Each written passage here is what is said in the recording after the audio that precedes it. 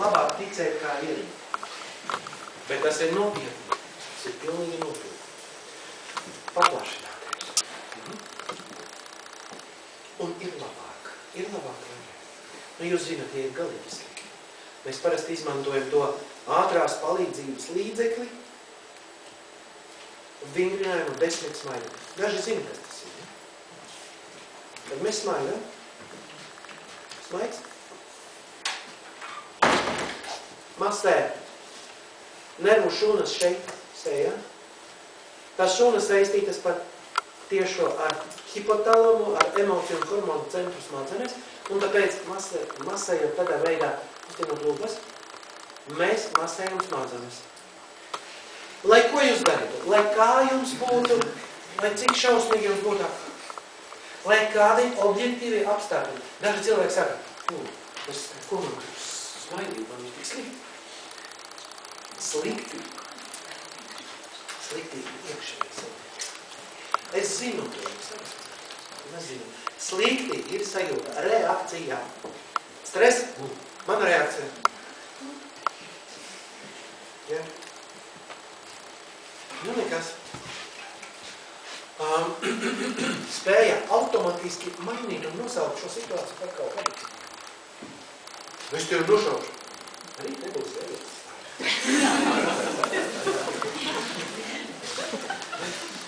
Tāpēc, jo iebiedāk jūs ir, jo mums ir, biežāk izmantojat 10 smaidas.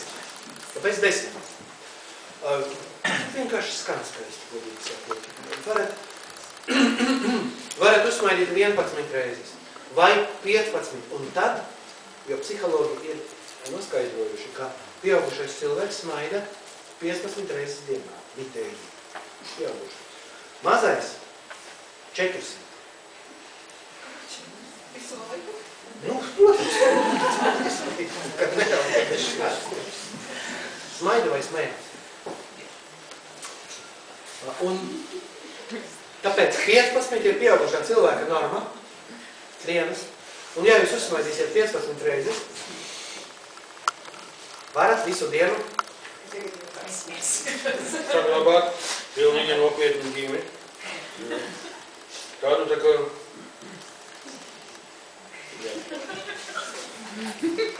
Tas viss skaitās 5. Pavisam 5.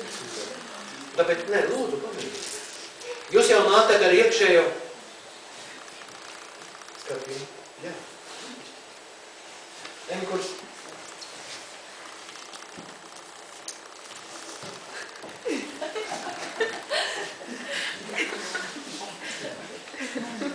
Tas ir enkurs. Nobeigumā mēs par to arī runājam.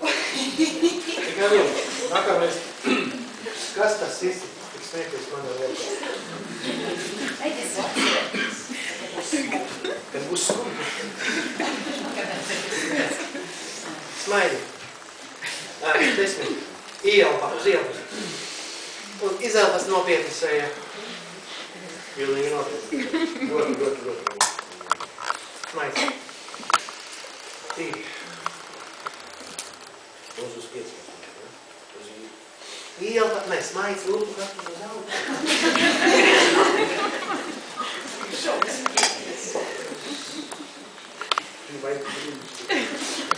Tas bija 3. 4. Un izelpa ļoti nopietni šeit. Pilnīgi nopietni. Tagad smaids. 5 bija, ja? 6. 7. 8. 9. 10. Kā ir pašsajūta tagad? Skābeklis, protams, skābekļa daudz uz smadzenēs. Asins rīta. Lai cik jums ir slikti? Bija. Ja būs kādreiz kaut kāda situācija, noteikti. Ja šobrīd jums nekas nopietnas nav jādara, pamēģiniet 10 smaidus izmantot. Jums to līdz...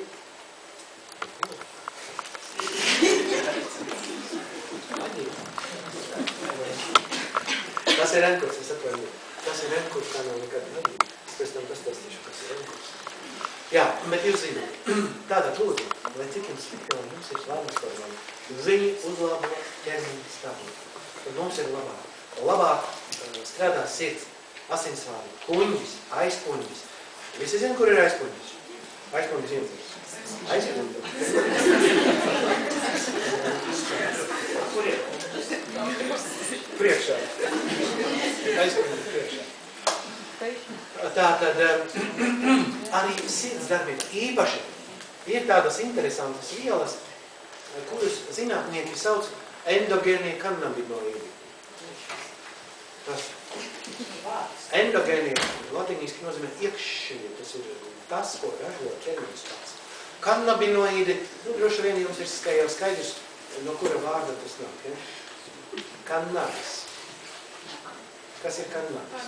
Kāņepis, jā. Un tās pašas vielas, kas tajā skaņepēs ir, kāpēc viņas lieto bieži.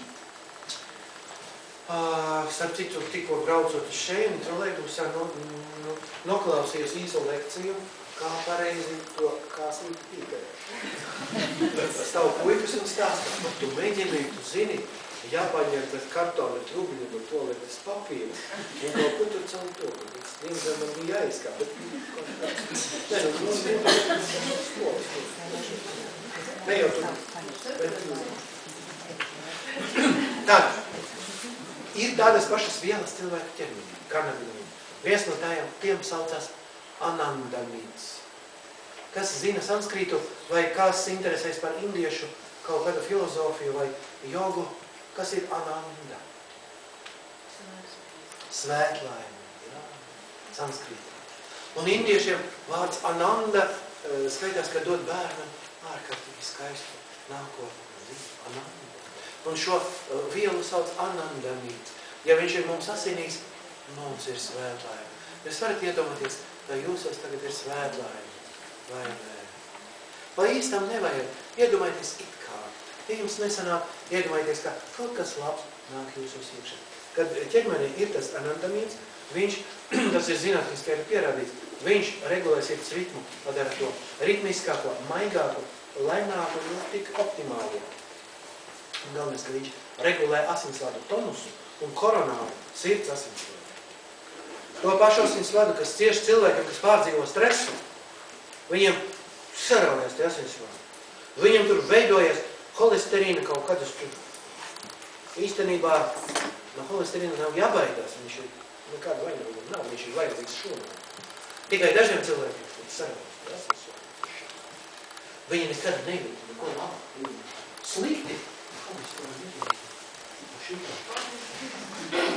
Viņa vēl pareizi dara, kā šis. Ar ko atšķiras? Viņa izlādē visu uz ārā. Arī tas var būt labi, protams, nosasīt. Tāpēc kā,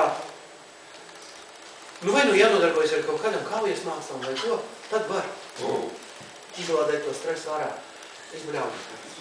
Labāk tā, nekā, ziniet, ir tāds. Tātad vīrietiem tā kā nedrīkst emocijas savas izrādīt, ja?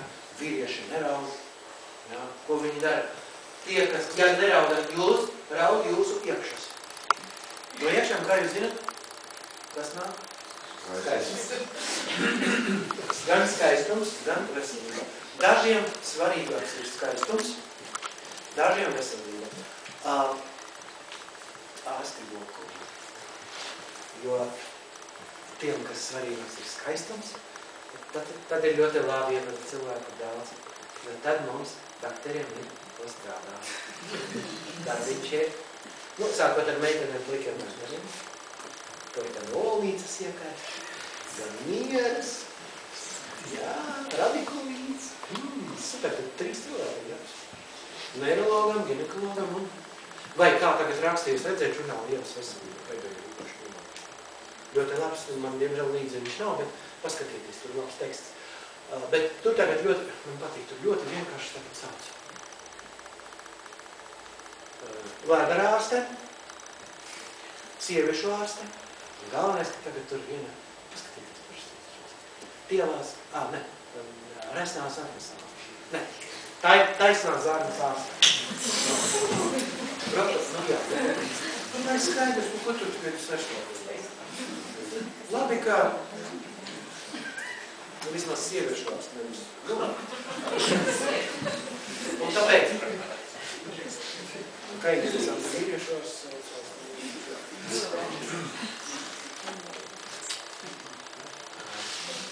iet iekšā, vārās, domās. Nē, no malas nav redzams. Mēs esam pieraduši savas emocijas turēt. Un ārā, tā kā uz āru nekas nevajag. Bet iekšā mums var būt jūtas. Par to, par šito. Un tad viss beigsies ar tādiem dūmiem, bet tādi dūmi, kas ir pēdējais. Viņš vēl ir gatavs cīnīties. Un es teikšu tā, jums vēl ir daudz spēkā. Daži saka, man ir depresija, es esmu noguris vai nogurusi. Nē, jums daudz spēkā. Jums ir enerģija, jūs tikai to nezināt. Nu, nevis kauties, bet vismaz reizēm aizstāvēt savas intereses. Kaut kādā, jebkurā sadzīves situācijā vai kaut kādā citā. Karš nav obligāti nozīmē, ka jums jāšāva tagad nost kaut kādus ienaidniekus, kas uzbruk jums uz tankiem vai kaut. Nē, tad ir kari jau ir pagātnē. Tad ir kas nevienu neinteresē. Tagad ir kaut kas. Tāpēc, kāpēc es zinu, ka jums ir spēks? Ja jūs jūtat, ka nav, vienkārši es jums saku, ir, un tad, ja jūs gribēsiet, jūs pēkšņi jūtīsiet, ka spēks nav. Pēdējo 2 gadu laikā es speciāli esmu veicis tādu, visai zinātnisku, korekti noformētu pētījumu, bet es mēģināju konstatēt, kurā veģetatīvas nervu sistēmas daļa cilvēkam strādā. Nu, te es nevaru tagad parādīt uz piemēru, es tikai pastāstīšu, kas ir. Piemēram, es pamanīju, ka masējot muguru, cilvēkam paliek tāds sarkans pleķis. Pēc masāžas pamēģināt, varbūt jums arī ir. Nu, tā vajag muguru ne, uz rokas nebūs. Un tas pleķis paliek tur diezgan ilgi, pusstundu, kaut viņam jāpazūd pēc minūtes, pēc 15 sekundēm. Tas nozīmē, ka tā veģetatīvas nervu sistēmas daļa, tā simpatiskā, kurā atbild tieši par aktīvo stresu, par aktīvo reakciju. Asins pieplūdums. Redzams, ka šo vietu ķermenis cenšas aizstāvēt pret to spiedienu. Tas nozīmē, ka šim cilvēkam ir spēks, tikai tas viss iekšā. Un ļoti bieži šodien pat mazo bērniņu masēja muguriņu, pēkšņi sakrani pleķi un stāv vairākas minūtes. Kāpēc? Bērns ir jau arī stresā. 6 gadi. Bet iekšēji stress. Kāpēc? Mēs jau runājam par vārdiem. Vārdiem cilvēks tic. Pat nezinot nozīmē, vārdu nozīmē. Reizē. Ir jūtama tā enerģija, kas ir katrā vārdā. Un ja bērniņam ir teikt, astma. Slikti, ne? Diagnozi diezgan nopietni. Bērniņš nezina, ka tagad tu diagnozē astma liek vajag vai nevajag. Vienkārši, uzreiz rakstīt. Mazliet klepo vairāk, ka 3 dienas astma. Kāpēc? Lai lieto inhalators. Vai pierod. Un mamma saka, nē, nekad gadījumā negribu lietot. Kā? Sapratu, kā? Jums valsts dod bez maksas, un jūs negribat ņemt. Es negribu ņemt. Nevajag. Nav nekādas astmai vajag laikas nav. Bet bērns jūt, tāpēc masējot to mazo muguriņu, es redzu, tas pleķis, kuri paliek, tur pēc tam turās diezgan jau. Bet tas ir labāk nekā tie pleķi būtu balti. Baltais nozīmē spazmu.